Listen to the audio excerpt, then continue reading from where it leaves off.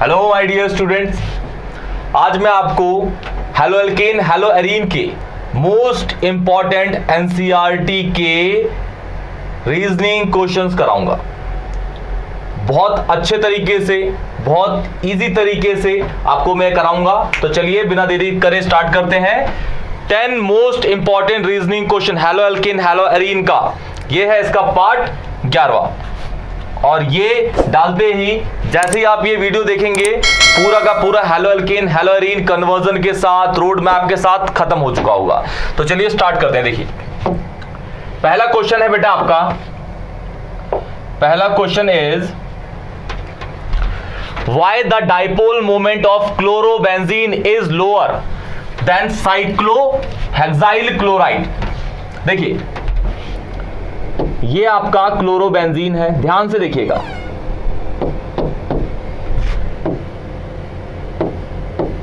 और ये आपका क्लोरोबेंजीन है, ये आपका क्या है, साइक्लोहेक्साइल क्लोराइड। और बोला गया है कि क्लोरोबेंजीन का डाइपोल मोमेंट इसका होता है लो, इसका होता है मोर। और रीजन पूछा है क्यों। तो रीजन ये होता है अगर आप इस कार्बन को जज करेंगे, इस कार्बन को अगर आप जज करेंगे, एक मिनट, इस कार्बन को अगर आप जज करेंगे तो इस कार्बन पे जो हाइब्रिडेशन होगी वो होगी sp2। इस कार्बन को जज करेंगे, कौन से कार्बन को, जिस कार्बन पे आपका हैलोजन लगा है उसी को हम जज करेंगे। तो इस कार्बन को जज किया तो इस पे होगी हाइब्रिडेशन sp2, इस पे हो जाएगी sp3। ये आप लोगों ने पढ़ा होगा 11th क्लास में।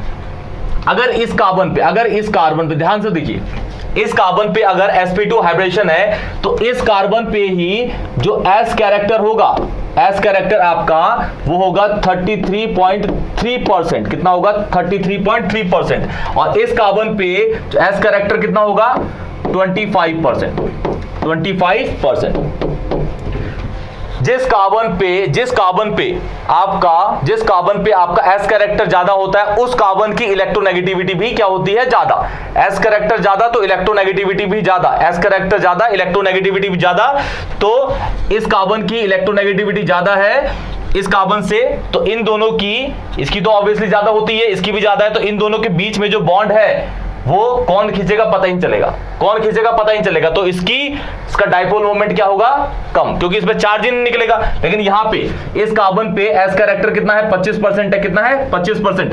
तो इस कार्बन का आपका इलेक्ट्रोनेगेटिविटी कम होगी इस वाले कार्बन के कंपैरिजन में। तो Cl की ज्यादा होगी तो Cl क्या कर लेगा, इलेक्ट्रॉन खींच लेगा अपनी साइड में। यहां आ जाएगा नेगेटिव चार्ज, यहां आ जाएगा पॉजिटिव चार्ज। तो ये इस पे पोल जनरेट हो गया।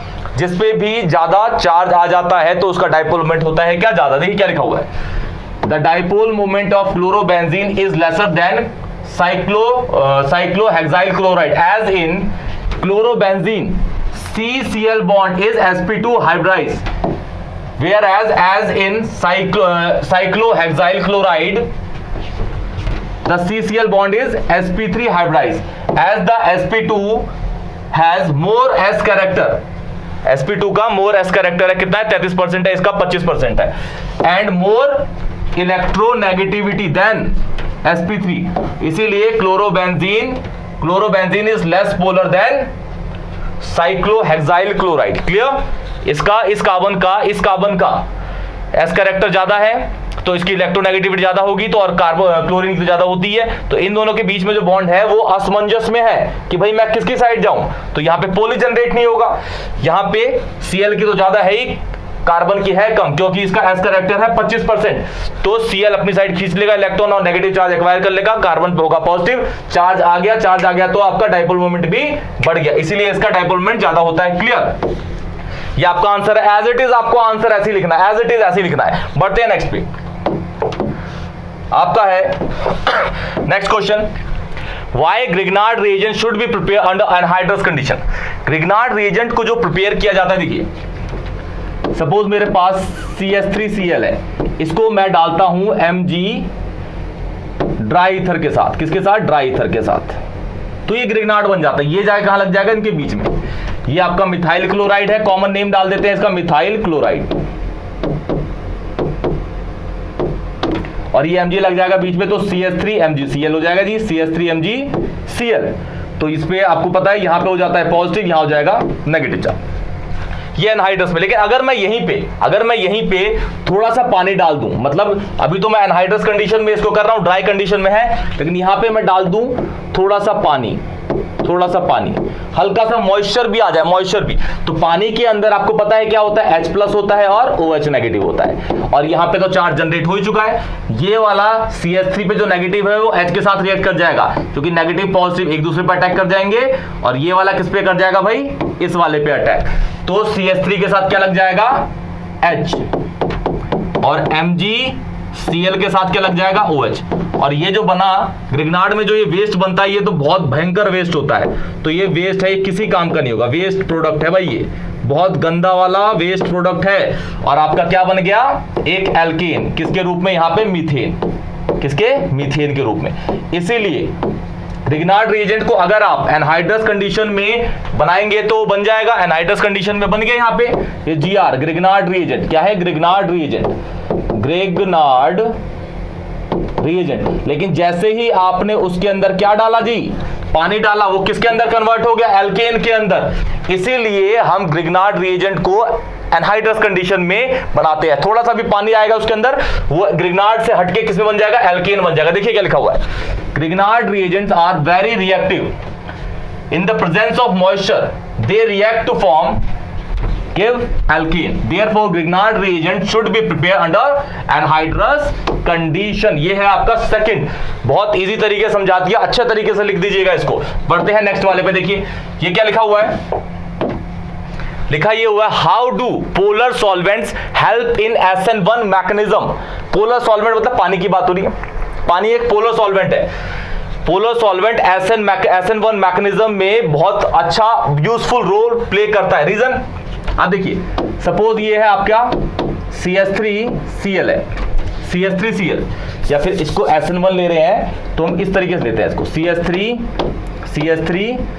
CH3 ये है, इसमें हमने डाला OH नेगेटिव, तो ये इस पे डायरेक्ट अटैक नहीं करता। सबसे पहले क्या करता है, पानी देखिए, पानी जो है ये इसको मानिए ऐसे कि ये वाटर के मॉलिक्यूल है, H2O है H+ की प्रेजेंस में, तो भाई ये जो चीज है इसमें क्या होंगे, H+ और OH नेगेटिव होंगे, इसके अंदर H+ और OH नेगेटिव होंगे।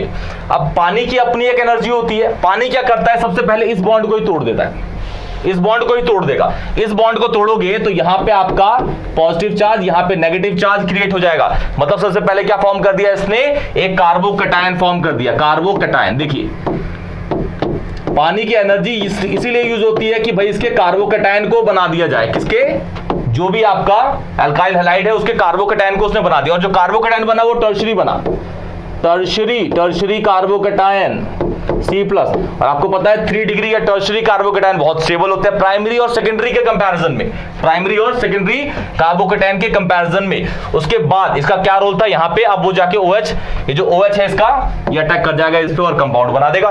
पानी का ये रोल है, इसके बॉन्ड को तोड़ता है वो। सॉल्वेशन, पानी की एनर्जी, हाइड्रेशन एनर्जी, पानी की एनर्जी बहुत ज्यादा एनर्जी होती है पानी की, बहुत ज्यादा एनर्जी होती है पानी की।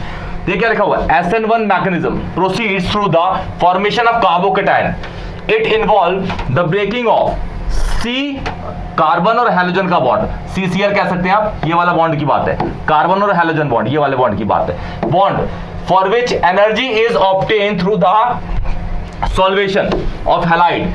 पानी को जब तोड़ा गया, पानी की एनर्जी हो, ये बॉन्ड को तोड़ा गया पानी की एनर्जी से, आयन विद द प्रोटोन, किसकी वजह से, H+ की वजह से, H+ की के तोड़ेगा इसको तो HCl, और देखिए ये तो जाके वहां लग जाएगा और ये HCl निकल जाएगा आपका। SN1 SN2 तो आपने पढ़ी ही होगी, HCl इसके साथ निकल जाएगा और ये जाके OH जाके वहां लग जाएगा, एक न्यूक्लियोफाइल दूसरे न्यूक्लियोफाइल को बदल देगा। टू द प्रोटिक सॉल्वेंट, ये प्रोटिक सॉल्वेंट आपको दिख रहा है H+ है इसके अंदर। Thus the polar solvents help in the ionization step, देखिए आयनाइज कर दिया ना इसको, by stabilizing the ion by solvation.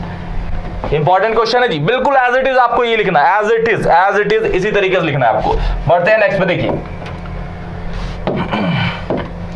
Question ये है, why explain why alkyl halides are immiscible in water. पानी के अंदर एल्काइल हैलाइड जो होते हैं वो इनमिसिबल होते हैं, इनमिसिबल होते हैं। देखिए रीजन, CH3Cl को पानी के अंदर डाला गया, पानी के अंदर, आपको पता है ये पानी है तो इसके बीच में जो बॉन्ड होगा वो कौन सा होगा, हाइड्रोजन बॉन्ड। कौन सा, हाइड्रोजन बॉन्ड, ठीक है। और ये है आपका नेगेटिव होगा, ये पॉजिटिव इलेक्ट्रोनेगेटिविटी के डिफरेंस की वजह से ये यहां खींच लेगा इलेक्ट्रॉन Cl अपनी साइड में, तो यहां पे जो फोर्स होगा या बॉन्ड होगा वो इलेक्ट्रोस्टैटिक बॉन्ड होगा या फिर इलेक्ट्रोस्टैटिक फोर्स ऑफ अट्रैक्शन होगा।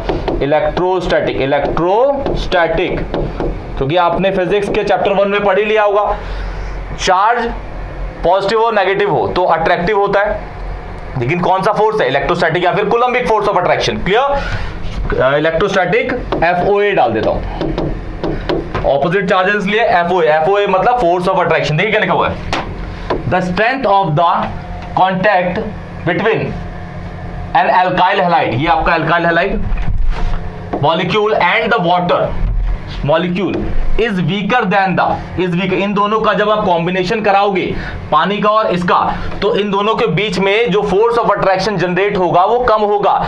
यही बोला गया है, द स्ट्रेंथ, स्ट्रेंथ मतलब force of attraction of the contact between alkyl halide molecule and the water molecule is weaker then the strength of the hydrogen bond between two water molecule। पानी और पानी के दो मॉलिक्यूल, पानी और पानी के मॉलिक्यूल के बीच में जितना फोर्स ऑफ अट्रैक्शन होगा उसको अगर आप कंपेयर करेंगे इसके और इसके फोर्स ऑफ अट्रैक्शन, तो इन दोनों के बीच में फोर्स ऑफ अट्रैक्शन है कम, और पानी के बीच में मॉलिक्यूल के बीच में फोर्स ऑफ अट्रैक्शन ज्यादा। इसीलिए जब इन दोनों को घोलेंगे तो ये घुलेगा ही नहीं, इसलिए लिखा है when alkyl halides are introduced to water as a result alkyl halides are incapable of forming और breaking hydrogen bond of water.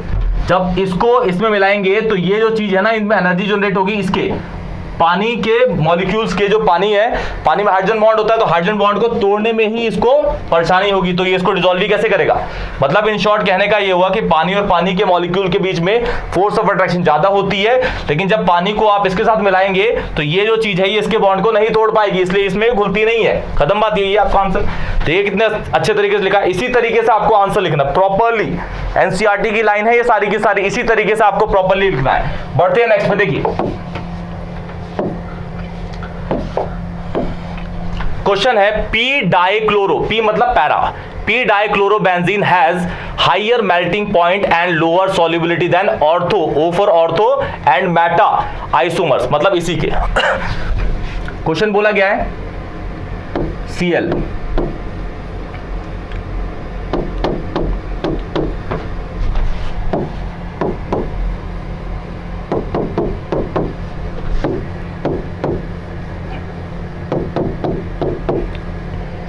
ये है आपका पी डाइक्लोरोबेंजीन, ये है आपका O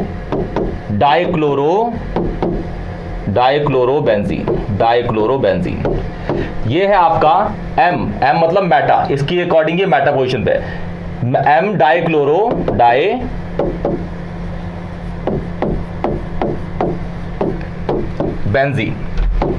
आप देखिए मेल्टिंग पॉइंट को आप किस चीज पे जज करेंगे, मेल्टिंग पॉइंट को आप जज करेंगे उसकी सिमेट्रिसिटी पे। जो ज्यादा कंपाउंड सिमेट्रिक होगा उसका मेल्टिंग पॉइंट उतना ही ज्यादा होता है, और उसका सॉल्युबिलिटी, उसकी सॉल्युबिलिटी उतनी ही क्या होती है, कम होती है। जिसका मेल्टिंग पॉइंट ज्यादा सॉल्युबिलिटी कम, मेल्टिंग पॉइंट ज्यादा सॉल्युबिलिटी कम। तो आप इसको अगर 20 से काटिए, देखिए इसको मैं अलग कलर से काटता हूं, इसको अगर मैं यहां से काटूं, देखिए यहां से काटूं तो ये वाला हिस्सा और ये वाला हिस्सा क्या है, बिल्कुल इक्वल है। इसको और इसको काटिए तो ये वाला हिस्सा, ये दोनों अलग अलग हिस्से बनेंगे। इसको काटिए तो ये वाला हिस्सा और ये वाला हिस्सा इक्वल नहीं है, लेकिन इसको काटेंगे तो ये वाला और ये वाला हिस्सा दोनों इक्वल होंगे। क्या होंगे जी, दोनों इक्वल हिस्से होंगे इसके। इसका मतलब ये है कि पी डाइक्लोरो एक क्या है, सिमेट्रिक कंपाउंड है। क्या है, एक सिमेट्रिक कंपाउंड है, सिमेट्रिक है, तभी इसका मेल्टिंग पॉइंट क्या होगा, मेल्टिंग पॉइंट क्या होगा, हाई होगा। क्या होगा, मेल्टिंग पॉइंट इसका हाई होगा, मेल्टिंग पॉइंट। देखिए मेल्टिंग पॉइंट, देख क्या लिखा हुआ है, p dichlorobenzene has higher melting point than those of ortho and meta isomers. ये दोनों जो है ये आइसोमर्स है, ऑर्थो और मेटा, किससे? पैरा के। It is due to the greater symmetry of the para isomer that fits in the crystal better, मतलब वो सॉलिड में जाके जो सिमेट्रिक है वो आसानी से जाके उसमें बैठ जाएगा, सिमेट्रिक है वो आसानी से जाके बैठ जाएगा, अच्छा सा क्रिस्टल फॉर्म करेगा, इसलिए उसका मेल्टिंग पॉइंट क्या होगा? ज्यादा होगा। Fits in the crystal better as compared to the ortho and para isomer, इसीलिए ये सिमेट्रिक है। मेन रीजन यही है, सिमेट्रिक होगा तो उसका मेल्टिंग पॉइंट ज्यादा होगा और उसकी सॉल्युबिलिटी क्या होगी? कम होगी। क्लियर? बढ़ते हैं नेक्स्ट क्वेश्चन पे। देखिए छठा क्वेश्चन कुछ इस तरीके से है जी, दो तरीके से क्वेश्चन पूछेगा ही है, तो आंसर एक ही इसका। क्वेश्चन है explain why aliphatic halides, aliphatic halide, aliphatic ये हो गया CH3Cl are more reactive than aryl halide, aryl halide होते हैं बेंजीन के ऊपर Cl। आपको पता है इसके अंदर क्या होता है जी? क्लोरोबेंजीन के अंदर होता है रेजोनेंस, रेजोनेंस की वजह से इस कार्बन और इस क्लोरीन के बीच में क्या आता है? डबल बॉन्ड कैरेक्टर, या एक बॉन्ड पहले से ही है, दूसरा बॉन्ड भी आ जाता है इसके रेजोनेंस में, रेजोनेंस की वजह से यहाँ पे पार्शियल डबल बॉन्ड कैरेक्टर आ जाता है। क्या आता है? Partial double bond character, partial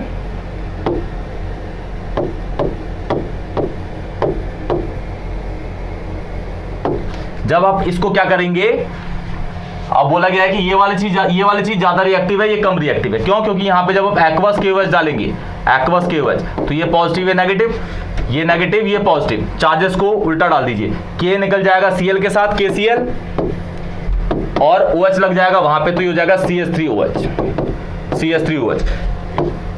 इसमें डालेंगे एक्वस KOH तो ये रिएक्ट नहीं करेगा, ये रिएक्ट नहीं करेगा।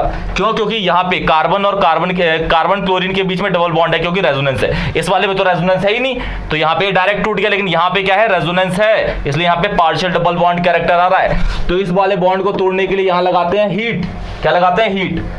हीट, और ये वाला फिर बॉन्ड क्या कर जाएगा? टूट जाएगा। ये डॉल्स प्रोसेस है बेसिकली, ये वाला जो है नीचे वाला, इसे कहते हैं dolls process.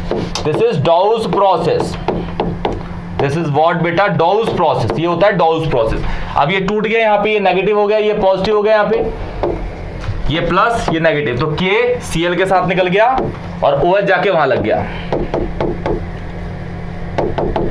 This is called phenol, phenol. Clear? तो ये वाली चीज होगी फास्ट, ये वाली रिएक्शन होगी फास्टर, और ये होगी क्या? स्लोअर। और फास्टर हुई तो ज्यादा रिएक्टिव है, और ये स्लोअर हुई तो कम रिएक्टिव हो गई, यही हुआ बस, और क्या। दूसरे में भी ऐसे ही बोला गया, benzyl chloride is more reactive, इसकी जगह हम ये ले लेते। बेंजाइल क्लोराइड क्या होता है? इसी रिएक्शन को बेंजाइल क्लोराइड, ये बेंजीन के ऊपर CH2Cl, तो ये भी क्या है? ये जो चीज है ये किसके? एलिफैटिक हैलाइड ही तो है, तो इसमें भी रेजोनेंस नहीं होगा, तो ये वाली रिएक्शन वर्क करेगी इसके अंदर। बोला क्या? Benzyl chloride is more reactive then chlorobenzene, chlorobenzene तो लेस रिएक्टिव ही होता है, रेजोनेंस है, पार्शियल डबल बॉन्ड कैरेक्टर होता है उसके अंदर, due towards nucleophilic substitution reaction. तो एलिफैटिक या बेंजाइल क्लोराइड या फिर ये कंपाउंड जो होते हैं आपके ज्यादा रिएक्टिव होते हैं एराइल हैलाइड्स के कंपैरिजन में, जो क्लोरोबेंजीन है, क्योंकि क्लोरोबेंजीन में होता है रेजोनेंस, तो पार्शियल डबल बॉन्ड कैरेक्टर आता है, तो बॉन्ड तोड़ने के लिए आपको हीट चाहिए होती है। हीट डालोगे तो भाई हीट की एनर्जी बॉन्ड को तोड़ ही देती है और रिएक्शन को फटाफट भगा देगी। क्लियर? ये हो गया छठा आपका। बढ़ते हैं नेक्स्ट पे। ये क्वेश्चन है, व्हाई इज ब्यूटेन 1-ऑल ऑप्टिकली इनएक्टिव एंड ब्यूटेन 2-ऑल इज ऑप्टिकली एक्टिव? तो देखिए ब्यूटेन 1-ऑल, पहले स्ट्रक्चर बनाते हैं, C और ये OH। एक्टिव इनएक्टिव जो ऑप्टिकली होगा उसको आप पहचानेंगे चिरल कार्बन से, कायराल कार्बन से। जिस कंपाउंड में आपका कायराल कार्बन होगा वो क्या होगा आपका?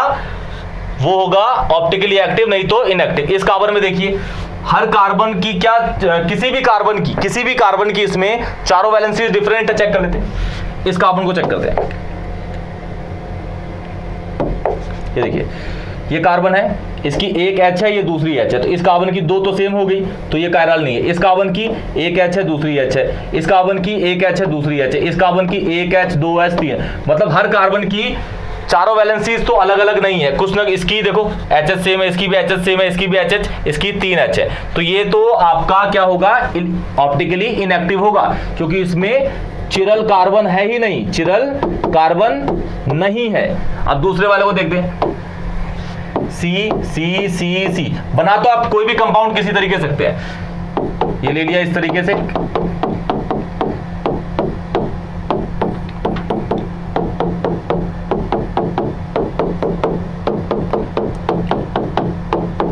ये अब देखिए इस कार्बन को देखिए, इसकी एक H है, दूसरी H, तीसरी H, तो ये तो कायरल नहीं है। इसकी चेक करते हैं, इसका एक OH है, दूसरा H है, तीसरा क्या है, ये पूरा का पूरा CH3 है, चौथा का ये पूरा का पूरा क्या है, C2H5 है। तो ये वाला कार्बन इस पे स्टार लगा देते हैं, ये है भाई chiral.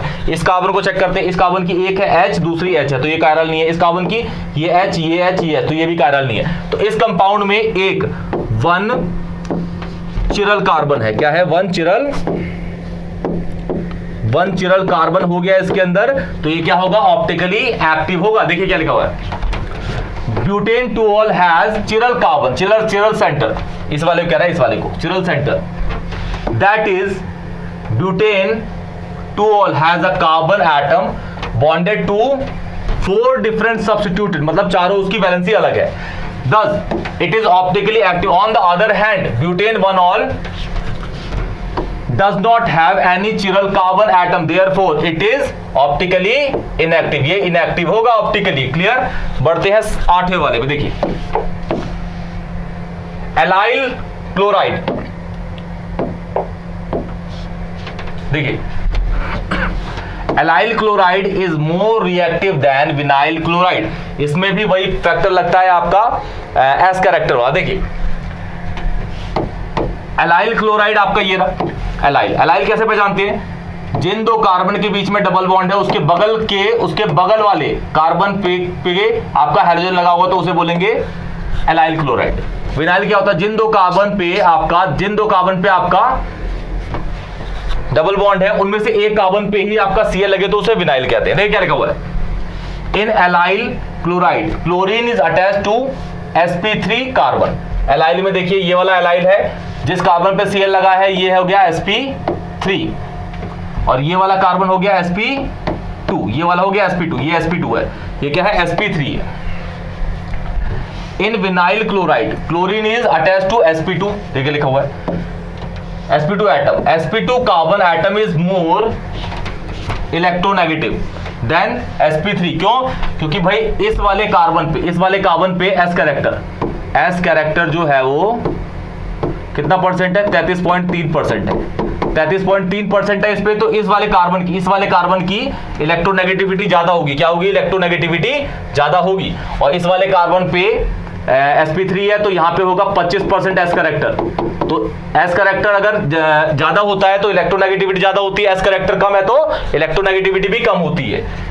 Hence the bond pair of electron of CCl bond in allyl chloride are less strongly held than that in vinyl chloride, and the removal of chlorine is easier in allyl chloride than vinyl chloride. Hence allyl chloride is more reactive than vinyl chloride. इसी तरीके से आपको इसको answer लिखना है, S character को आपको जज करना है, एस कैरेक्टर को जिस कार्बन पे आपका हाइड्रोजन लगा है और उस कार्बन की हाइब्रिडेशन है sp2, तो उस कार्बन में जो s कैरेक्टर है वो है आपका 33%, तो उस कार्बन की आपको इलेक्ट्रोनेगेटिविटी ज्यादा होगी। इस वाले कार्बन पे sp3 है हाइब्रिडेशन, तो इस वाले कार्बन पे जो s कैरेक्टर होगा वो होगा आपका 25%, 33% ज्यादा है 25%, तो 33 वाले कार्बन की इलेक्ट्रोनेगेटिविटी ज्यादा होगी और 25 वाले कार्बन की इलेक्ट्रोनेगेटिविटी कम होगी, इसलिए ये आंसर दे दिया गया है। क्लियर। बढ़ते हैं नेक्स्ट 9th पे। देखिए 9th कह रहा है CH3CH2Cl, मतलब CH3CH2Cl and CH3CH2I, which is more reactive towards SN1 reaction and Y। तो इसको देखिए पहले, ये कार्बन और Cl का बॉन्ड है, कार्बन और Cl का, यहां देखिए कार्बन और I का बॉन्ड है, कार्बन का यहाँ पे और यहाँ पे साइज सेम ही होगा, हम ये ले लेते हैं, छोटा साइज है, यहाँ भी लेते हैं छोटा साइज है, लेकिन Cl का यहाँ पे क्या होगा, सपोज इससे थोड़ा बड़ा ले लेते हैं, लेकिन क्या Cl का और I के साइज में बिल्कुल सेम है? नहीं, I का साइज बहुत बड़ा होता है, I का साइज बड़ा है, तो इस C और I की जो बॉन्ड लेंथ होगी वो होगी बड़ी, और यहाँ पे C और Cl की जो बॉन्ड लेंथ होगी वो होगी छोटी। क्या होगी? छोटी। तो मतलब कहने का है इसका बॉन्ड लेंथ ज्यादा है, मोर, तो इसको तोड़ने के लिए जो एनर्जी लगेगी, बॉन्ड डिसोसिएशन एनर्जी BDE, वो क्या होगी? लेस होगी। यहां पे बॉन्ड लेंथ वो क्या है? लेस है या स्मॉल है, इसलिए यहां पे बॉन्ड डिसोसिएशन एनर्जी जो है वो क्या होगी? मोर होगी। क्या होगी? मोर। तो इनमें से अगर इसकी बॉन्ड डिसोसिएशन एनर्जी कम है तो ये वाला फटाक से बॉन्ड टूट जाएगा, आई निकल जाएगा, तो जो C पे होगा वो दूसरा न्यूक्लियोफाइल जाके अटैक कर जाएगा। क्लियर? इस पे C और I का बॉन्ड लेंथ बड़ा है तो बॉन्ड डिसोसिएशन एनर्जी कम होगी, फटाक से बॉन्ड टूटेगा, I नेगेटिव निकल जाएगा, तो I नेगेटिव की जगह दूसरा न्यूक्लियोफाइल जाके अटैक कर जाएगा। इसका मतलब जो है ये वाली चीज ज्यादा रिएक्टिव है। देखिए क्या लिखा हुआ, विच इज मोर रिएक्टिव, तो कौन सा रिएक्टिव है भाई? ये वाला ज्यादा रिएक्टिव है। रीजन, क्योंकि रीजन ये होगा, रीजन अगर लिखना चाहे तो iodine is more much better leaving group, जल्दी से वो निकल जाएगा, बेटर लिविंग ग्रुप देन किससे? Than Cl। क्यों? क्योंकि भाई I का साइज क्या होता है? बड़ा। I का साइज होता है बड़ा, इसलिए बस इतना इजी रीजन है। बढ़ते हैं नेक्स्ट पे।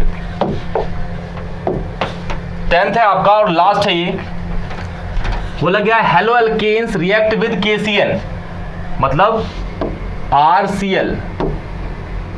RCl दोनों लेते हैं। ये अगर रिएक्ट करता है KCN से तो ये फॉर्म करता है एल्काइल साइनाइड, मतलब RCN, और क्या निकल जाता है इसका? KCl निकल जाता है as a main product.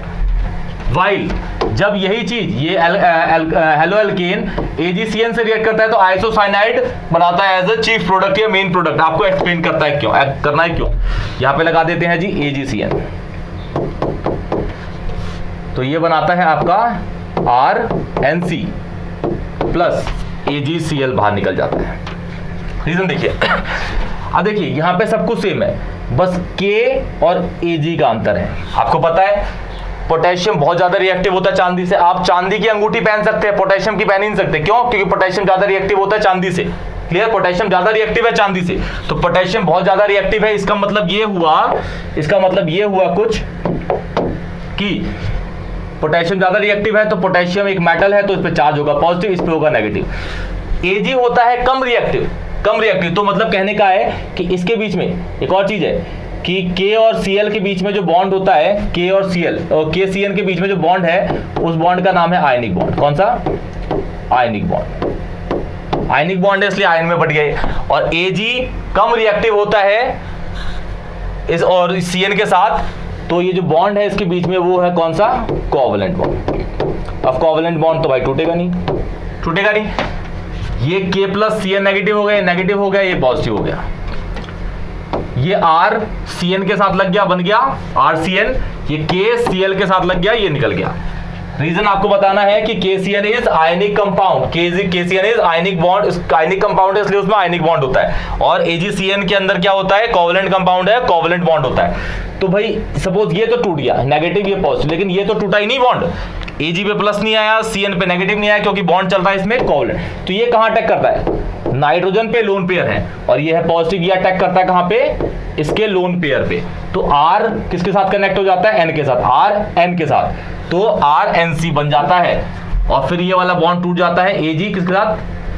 Cl के साथ निकल जाता है। देखिए क्या लिखा हुआ है, KCN is predominantly ionic and provide cyanide ion, जैसे आपको बताया मैंने, in solution although both carbon and nitrogen atom of Cn can donate electron pair, but attack take place mainly through the carbon atom and not through the nitrogen atom, because carbon carbon bond, carbon carbon इसमें cyanide में, क्योंकि इसमें भी जो है carbon होगा, carbon carbon जो bond होगा is more, carbon bond stable होगा किससे, कार्बन नाइट्रोजन से। However AgCN mainly covalent in nature and nitrogen is free, यहाँ पे नाइट्रोजन के इलेक्ट्रॉन जो है वो free to donate electron pair forming isocyanide as a main product. तो इसी तरीके से आपको समझा के इसी तरीके से आपको प्रॉपर आंसर देने हैं, और आपके किसी भी रीजनिंग क्वेश्चन में एक भी गलती नहीं होगी, एक भी नंबर या आधा भी नंबर नहीं कटेगा, पूरे परफेक्ट नंबर आएंगे। इसी तरीके से इन क्वेश्चंस को रिवाइज कर लीजिएगा, नोट कर लीजिएगा। कोई भी डाउट हो तो कमेंट सेक्शन में बताइए, वीडियो को लाइक करिए, चैनल को सब्सक्राइब करिए। तब तक के लिए टेक केयर।